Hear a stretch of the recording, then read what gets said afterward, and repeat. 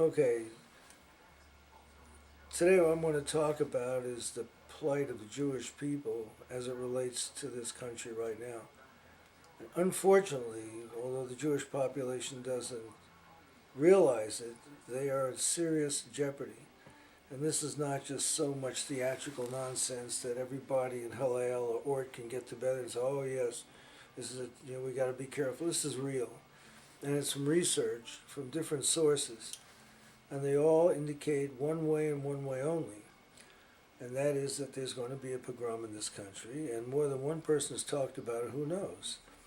Uh, I got a clue that this was going on when I saw recordings and interviews with Jack Ruby, who, as you may recall, was the so-called bagman who assassinated Lee Harvey Oswald so he couldn't talk. That really isn't subject to much dispute.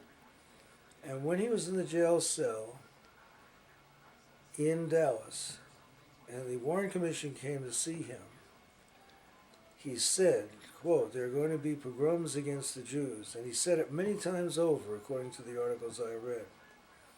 He wouldn't talk in Dallas, but he told them if they took him to Washington, that he would tell them what he knew, which was obviously a lot. What I'm concerned about was the statement that he made that I just quoted.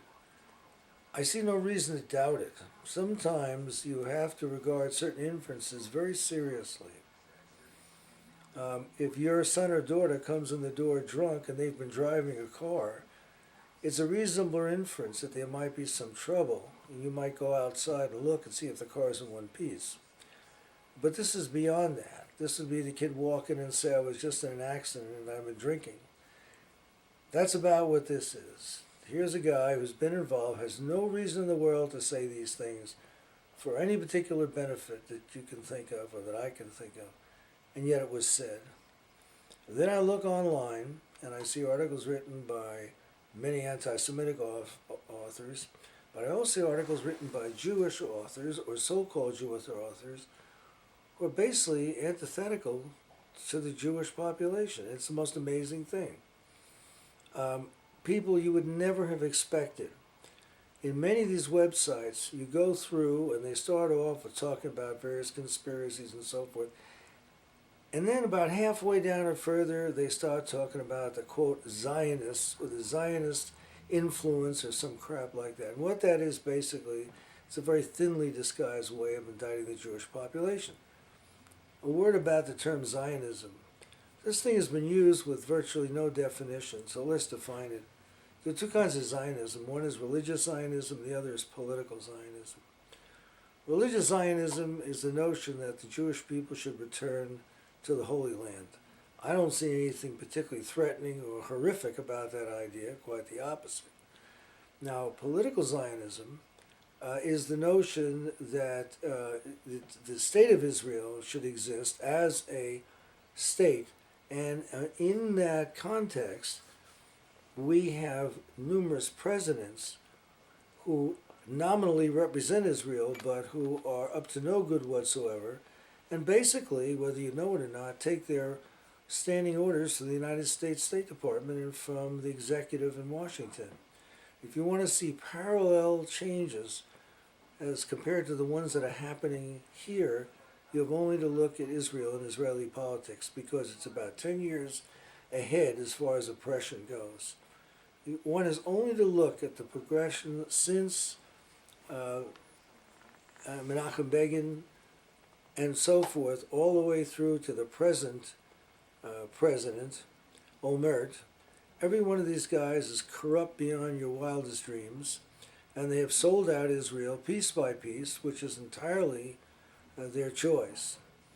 Now what we're facing is President Obama, who has no love for the Jewish people, and who has made it very clear he's going to get a, quote, settlement or reconciliation, which means a two-party or two-state solution, which translated will end up to be one state.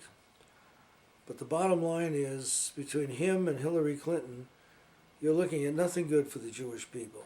And you have only to see his statements so you can decide for yourself.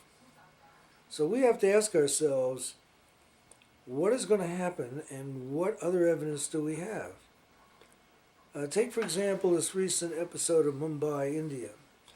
One of the targets was a Chabad house. Now, I don't believe the Indian population has any animus towards Jewish people. In fact, quite the opposite. It turns out that this was a, quote, terrorist action. We are told it was taken by Pakistanis, either Taliban or whatever. There's no evidence for this whatsoever. We're just told. And we're also told that somebody promptly confessed to it. Anytime somebody promptly confesses who's an unknown, you can almost bet it's a setup. This is like the Deep Throat, the guy who died as some senile fool at the age of 90-something. He said he was Deep Throat. So now everybody says, oh, well, that's who Deep Throat was. It's nonsense. Of course they're going to say that. What do you think they're going to say? They show no necessary connection to the event, whether it's Mumbai or whether it's the assassination of Deep Throat. It's nothing more than a smokescreen, smoke and mirrors. So that's what we're dealing with here. Why take out the Chabad house? For the same reason that there's been the highest incidence of fatalities in the Jewish population has been among Chabadniks. Rabbi Meir Kahane was assassinated, his son was assassinated, and there's an active movement to assassinate Chabadniks in Israel. Why? Because within Chabad lies the seeds of a Jewish renaissance. And that is the last thing that the powers that be want. Now, why do I say that? I say this for a very interesting and very, very disturbing reason. And this is something it took me years of research to finally figure out. Maybe you knew it already. If you want to know what the cause of anti-Semitism, don't look to the habits of people. Don't look to what they're taught in church or any nonsense like that. And I'll tell you why I say that. Most people, 99% of the population, will do nothing unless they're encouraged by their leaders. And conversely, if encouraged by leaders, they will do anything they're told. This is what happened in Germany. Germany was one of the least anti-Semitic countries in Europe, I hate to tell you, and probably is to this day. All you need is someone who is motivated and know how to start stirring up the embers and planting seeds or helping seeds to sprout that have been partially planted, and you get people fearful, and that's what's going to happen. Now you say, oh, that couldn't happen here. You don't think so? Let me tell you something you may not know or remember. Shortly before World War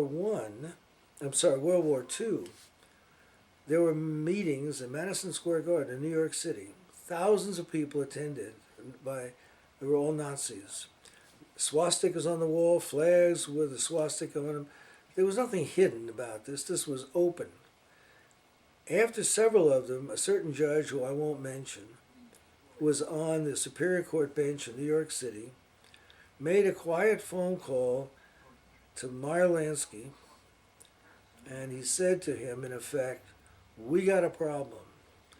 I want you to break this up before it gets any further. I have the documentation for this, if you wish. And but I have several conditions.